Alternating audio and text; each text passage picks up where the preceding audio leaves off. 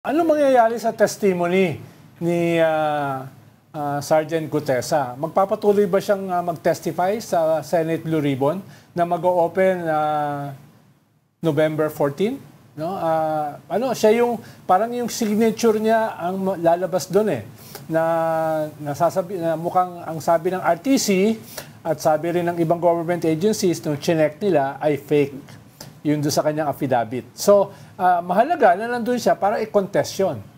No? Yes. At i-affirm yung kanyang affidavit against Saldico and Speaker Martin Romualdez. Just to clarify, Sec. Ronald, yung binanggit niya doon sa mismong pagpunta, yung binanggit niya sa Senado is already suffice na affidavit niya. Pero I would think gusto nila talagang mas detalye at baka gusto lang ikabit-kabit yung mga issue. Dahil if you recall, si Alcantara nagsalita din, si Bernardo nagsalita din. Dalawang tao yung parating lang binabanggit. Si Mark Teksay at si Paul Estrada. Ito ang dalawang tao ni Saldico na tumatanggap ng pera kung saan-saan at nagdi-deliver din ng pera. Ito yung binanggit naman ni Sarge Gutesa, pati di ba si Yusek Bernardo Alcantara, nagdi-deliver sila ng pera. So, hindi na pwedeng sabihin na pawalang halimbawa nila o walang katotohanan yung sinabi ni Sergeant Gutesa. Kung gusto nilang i-enhance, ayusin pa, walang problema yon. Ngayon, kung gusto po nilang ipatawag, inuulit ko, hawak ng Philippine Marine si Sergeant Gutesa, doon nila nilang imbitahin o gusto nilang puntahan doon, at doon nila tawagin. Pero alam mo, Sec. Ronald, ang natatawa lang ako dito sa investigasyon, itong tao sa lahat ng naging witness, magmula sa DPWH officials, magmula sa contractors, magmula sa congressmen na nagsalita, si Sergeant Gutesa walang kinalaman sa lahat ng nangyayaring perahan eh.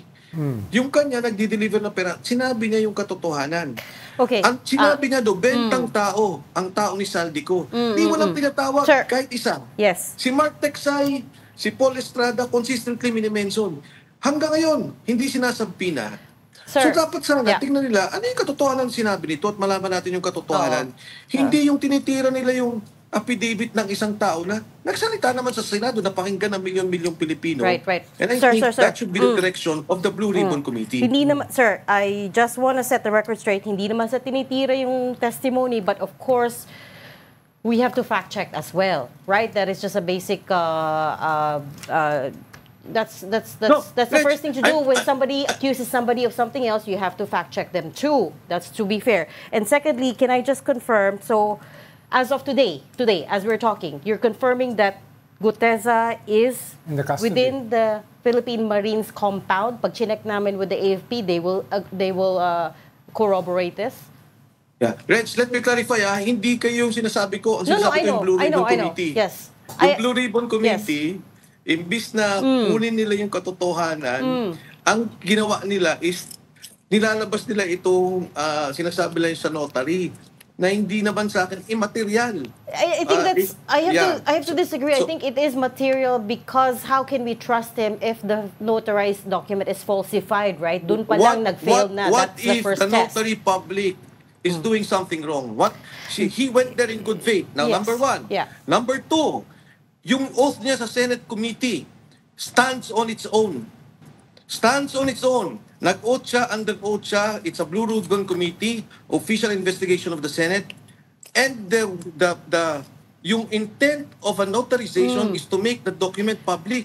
He made it in front of hundreds of millions of Filipinos. Right. So yung question ng hindi totoo na, immaterial yun. No lawyer will tell you that even the Supreme Court has already decided on the effects of notary on the petition and affidavit submitted by individuals. Yes, but again, it speaks to his credibility, right? The Manila Regional Trial ikaw Court. nagbenta ka ng it doesn't.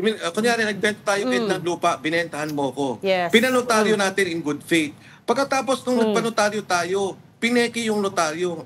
Wala tayong magagawa. Is it our fault kung sekretarya ng abogado ng firma? Right. But the Manila Regional Trial Court... Now, it cures the situation because he went to the Senate. Okay. He gave an under oath statement to the Senate. Yes. Okay. So, in any case, Pero- the point is the regional trial court itself has found that the notarized document, the signature was falsified. So I'm not quoting any random person here. I'm saying a court found that it was falsified. And there, again, it comes back to him. So let me turn the question around and ask. if Let me it turn the was question around falsified, and it's ask not you. Cotesa's fault. Okay. So let Kasi, me, sir, yung let me. sinasabi ni Sec Ronald, Ronald, pineki ba niya yung seal? Pineki niya yung pirma for 250 pesos. Pipikiin Yes. ko lahat yun. Okay. And then I go to the Senate. Diba? Pero So- let me turn the question around and ask you. You've only just met this guy. Why are you so convinced he's telling the truth? Because by all logic, even if I'm congressman now and investigating it, by all logic, yung tao nagpunta doon sa committee namin sa Kongreso, nag-oath.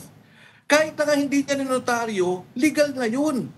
So now people are trying to hit his credibility by saying the notary is wrong. Then that is not his fault. Maganda nga, investigahan yung notaryo.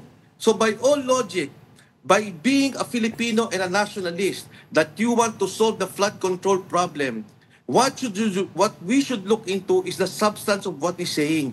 Totoo bang bilyong-bilyong pera ang dinideliver kay Saldico ng mga tao at siya naman ay nagdi-deliver, nire-repack, dinideliver kay Speaker Martin?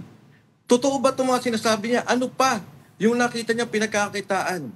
Because that is the situation. This person, si Sergeant Gutesa, came out dahil nakita nila, nagbaba sa lugar nila. Yung palang dinideliver nilang pera, yung kinukuha nilang pera, dito pala nanggagaling. Yung boss pala nila, involved sa sindikato ng pagkuha ng bilyong-bilyong pera ng kaban ng bayan.